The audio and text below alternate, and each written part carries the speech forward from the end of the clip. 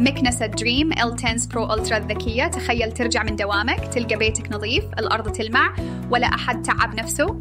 إيش السر؟ السر هالمكنسة الذكية مو أي مكنسة، هذه تشفط، تمسح، تنظف نفسها بنفسها، يعني ودع المجهود وخلي التعب ورا ظهرك.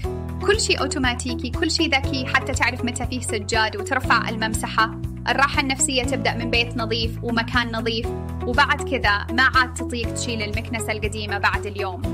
جرب التقنية وعيش الحياة الذكية، ترى بيتك يستاهل.